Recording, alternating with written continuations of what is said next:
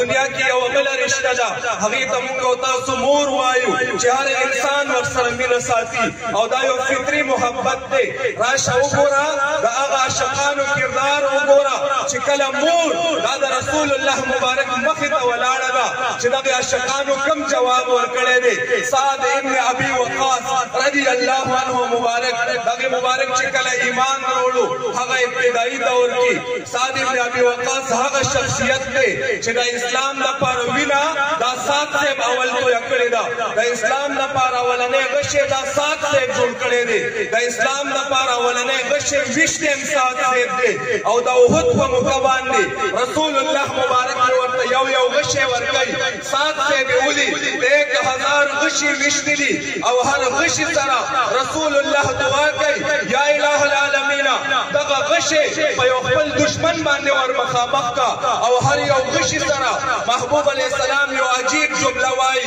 هغه جمله چې تمام صحابه عقیده دا وه فداک ابي و امي یا رسول الله یا رسول الله زما مور او پلار د تا نه قربان تابعین عمري یا رسول الله زمونږ میندې او پلاران د تا نه قربان ورپسې تبه تابعین هم دا ویلي اولیاء هم دغه وایي مونږ او تاسو دلته ناست یو مونږ هم دا وایو قربان یا رسول الله زمونږ میندې او پلاران د تا نه قربان شه راشه وګوره د احد په موقع باندې یو غشې ورکوي او چې کله سعد صاحب غشې ولي د هر غشې سره رسول الله مبارک ورته ارشاد فرمایي ارمي سعد فداک ابي و امي اے سعد وشتل توا زما مور او پلار دې په تا باندې قربان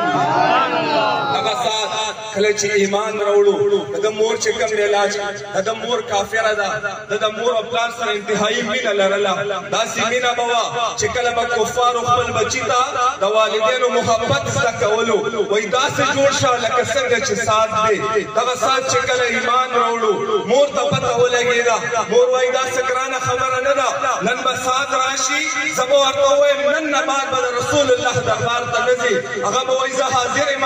نه به ځم هغه دربار ته کله چې سعد راغلی سعد ته ایمان راوړی دی سعد ته اسلام ته ورغلی او ما خو ایمان راوړی دی ما خو د رسول الله غلامي قبوله کړې ده سعد نن نه پس به نه ځي د رسول الله دربار ته مورې هره خبره دې منم هر یو حکم دی سر په سترګو باندې دغه خبره نه منم د رسول الله در نشم پرېښودلی مور هړتال کوي د عربو سخت ورته کښېني نه خوراک کومه نه څښاک کومه چې تر څو ته واپس د رسول الله دربار نه نه راغلی تر څو دې دغه دین اسلام نه پرېښوستی مور ورته ناسته ده سعد صاحب راځي د مور په زړه کې تېرېږي سعد آخر ته هم کرښې ته سر راوړو اوس به اعلان وکړي چې بیا به نه ځم د رسول الله دربار ته سعد ورته کېناستو ورته یې مور دا قسم خوړلی دی خوراک به نه کې څښاک به نه کې او ته چې کوم دی زه به د دنیا نه به لاړه شي خدا یاد وساته زه غلام د رسول الله مبارک یم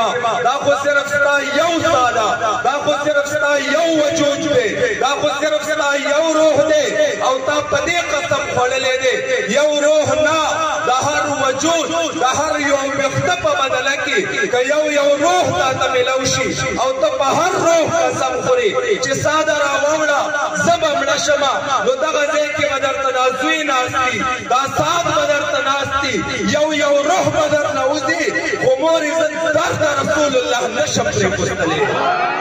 دا د رسول الله مبارک